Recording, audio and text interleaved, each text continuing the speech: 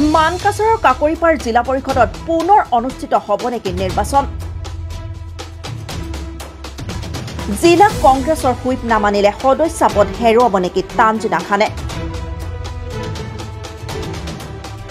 কাইলৈ অনুষ্ঠিত হ'বলগীয়া জিলা পৰিষদ গঠনৰ দ্বিতীয় সভাত অনুপস্থিত থাকিলে খাৰিজ হ'ব পাৰে তানজিনা খানৰ সদস্য পদ। জিলা কংগ্ৰেছে মনোনীত কৰা মিৰ্জুমা বেগমক সমৰ্থন নকৰিলেও সদস্য পদ হেৰুৱাব পাৰে তানজিনা খানে। এই দাবী কৰিছে দক্ষিণ হালমাৰা মানকাছাৰ জিলা কংগ্ৰেছৰ অধিবক্তা কাজী নজৰুল ইছলামে। দক্ষিণ হালমাৰা মানকাছাৰ জিলা পৰিষদ গঠনক লৈ আজিও কংগ্ৰেছৰ দুই সদস্যক্ৰমে তানজিনা খান আৰু মিৰ্জুমা বেগমৰ মাজত চলি আছে জল্পনা কল্পনা। কোন হ'ব জিলা পৰিষদৰ নতুন সভানেত্ৰী? জিলা পৰিষদখনৰ 4খন আসনৰ ভিতৰত কংগ্ৰেছে 3খন আসন লাভ কৰিছে, কিন্তু সভানেত্ৰী পদৰ বাবে দৌৰত আছে মিৰ্জুমা বেগম আৰু তানজিনা খান। জিলা কংগ্ৰেছৰ পৰা ইতিমধ্যে মিৰ্জুমা বেগমক সভানেত্ৰী পদত মনোনীত কৰি সদস্য কেইজনক ভোট দিবলৈ হুইপ জাৰি কৰিছে। লক্ষণীয়ভাৱে যোৱা 28 জুলাইত অনুষ্ঠিত হোৱা জিলা পৰিষদ গঠনৰ প্ৰথমখন সভাত বেমাৰৰ দোহাই দি অনুপস্থিত আছিল তানজিনা খান। তানজিনা খানৰ পক্ষে থকা নিৰ্দলীয় জিলা পৰিষদৰ সদস্য ৱাহিদুৰ ৰহমান আদু প্ৰথমখন সভাত অনুপস্থিত থকাত 28 জুলাইত বাতিল কৰা গৈছে সভা। কাইলৈ পুৱা 10 বজাত জিলা পৰিষদ গঠনৰ দ্বিতীয় সভা অনুষ্ঠিত কৰিবলৈ ইতিমধ্যে জিলা প্ৰশাসনৰ পৰা নিৰ্দেশ প্ৰদান কৰিছে।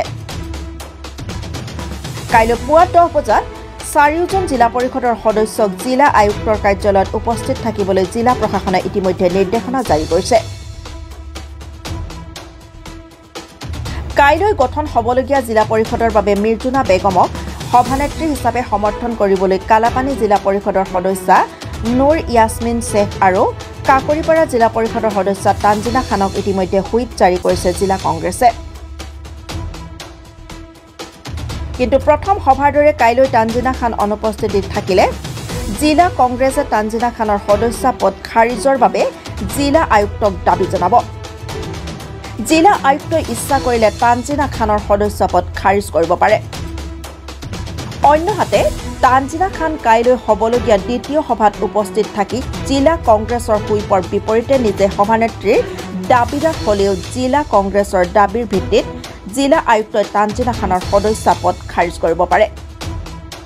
কি কাৰণত তানজিনা খানৰ সদস্য পদ খাৰিজ হ'ব পাৰে জানো আহক অধিবক্তা কাজী নজৰুল ইছলামৰ পৰা। অহাকালি আমাৰ দক্ষিণ হালমাৰা মানকাছৰ জিলা পৰিষদখন গঠন হোৱাৰ দিন ধাৰ্য কৰা হৈছে। যোৱা 28 তাৰিখত এই দক্ষিণ হালমাৰা মানকাছৰ জিলা পৰিষদ গঠনৰ তাৰিখ আছিল, কিন্তু সেই মিটিঙত আমাৰ কংগ্ৰেছৰ 3জন সদস্যৰ ভিতৰত 2জন সদস্য উপস্থিত হৈছিল, বাকী এজন মেম্বাৰ উপস্থিত হোৱা নাছিল। সেই পৰিপ্ৰেক্ষিতত আমাৰ DC মহোদয়ে সেই মিটিংখন বাতিল কৰি দিছিল। বাতিল কৰি অহাকালি আকৌ সেই মিটিংখন জিলা পৰিষদ গঠনৰ মিটিংখন মাতিছে। তাত আমাৰ পঞ্চায়ত এক্টত যিটো নিয়ম আছে যে কোনো মেম্বাৰ পলিটিকেল পাৰ্টিৰ যদি মেম্বাৰ জিলা পৰিষদৰ মেম্বাৰ হয়, তেওঁ যদি স্বেচ্ছাই তেওঁৰ মেম্বাৰশ্বিপ ত্যাগ কৰে তেতিয়াহ'লে তেওঁ ডিছকুৱালিফাই হ'ব পাৰে। নাম্বাৰ 2, যদি তেওঁ ভলাণ্টাৰলি বা নিজে ইচ্ছামতে change the party relation with not less than 50%, তেতিয়াহ'লেও হয়তো তেওঁ ডিছকুৱালিফাই হ'ব পাৰে। আৰু যদি তেওঁ ভোটৰ পৰা বিৰত থাকে স্বেচ্ছাই কোনো পলিটিকেল পাৰ্টিৰ সভাত বা কোনো নন কণ্ট্ৰিবিউশ্যন মশ্যন ভোটত যদি তেওঁ এগেইনষ্টত মশ্যন অফ দ্য এগেইনষ্টত যদি ভোট দিয়ে তেতিয়াহ'লে তেওঁ ডিছকুৱালিফাই হ'ব পাৰে।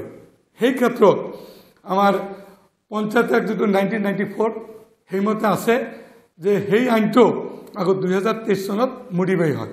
মডিফাই হোৱাৰ পিছত যদি এই উপৰোক্ত যিবোৰ গ্ৰাউণ্ড আমি ক'লোঁ ডিছকুৱালিফাইৰ কাৰণে, যদি সেই গ্ৰাউণ্ডবিলাক যদি তেওঁ যদি পালন সেই গ্ৰাউণ্ডবিলাকৰ ক্ষেত্ৰত আমাৰ DC মহোদয়ৰ এটা পাৱাৰ আছে, তেওঁ ইচ্ছা কৰিলে এই উপৰোক্ত গ্ৰাউণ্ডৰ ক্ষেত্ৰত তেওঁ যিকোনো জিলা পৰিষদৰ সদস্যক বা সদস্যাক তেওঁ ডিছকুৱালিফাই কৰিব পাৰে।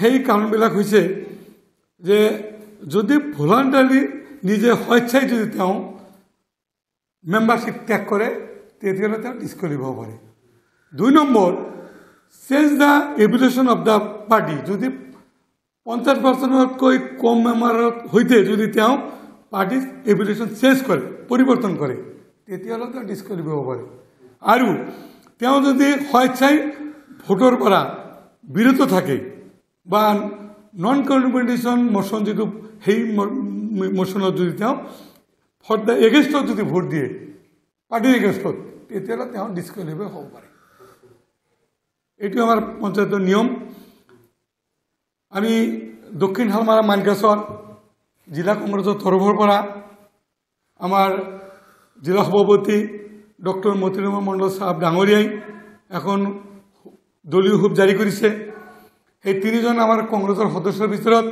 3জনকে এই হুপৰ যেটো নোটিছ অলৰেডি প্ৰেৰণ কৰিছে ইয়াৰ কপি এখন আমাৰ জিলা উপায়ুক্ত মহোদয়ৰ ওচৰত প্ৰেৰণ কৰিছে যদি কোনো সদস্যই এই হুপটো অৱমাননা কৰে তেতিয়াহ'লে তেওঁ পাৰ্টিৰ পৰা বৰখাস্ত হ'ব আৰু জিলা উপায়ুক্ত মহোদয় ইচ্ছা কৰিলে তেওঁক ডিছকুৱালিফাই কৰিব পাৰে আমাৰ দক্ষিণ হালমাৰ মানকাছৰ জিলা কংগ্ৰেছৰ যেটো সভা হৈছিল সেই সভাত আমাৰ 3জন জিলা পৰিষদৰ সদস্যৰ ভিতৰত আমাৰ 4 নম্বৰ দক্ষিণ হালমাৰা জিলা পৰিষদৰ সদস্য মিৰ্জনা বেগম ডাঙৰীয়ানীক তেখেতক আমাৰ কংগ্ৰেছ দলৰ পৰা সভানেত্ৰী হিচাপে মনোনীত কৰিছে আৰু তেওঁৰ ফেভাৰত আমি দলীয়ৰ পৰা অলৰেডি কংগ্ৰেছ দলীয়ৰ পৰা হুপ জাৰি কৰিছে তেওঁক ভোট দিয়াৰ কাৰণে যদি কোনো সদস্যই এই আমাৰ কংগ্ৰেছৰ হুপ অৱমাননা কৰে তেওঁক আমাৰ দলৰ পৰা নিলম্বিত কৰা হ'ব আৰু আমি ডিসি মহোদয়ক অনুৰোধ কৰিম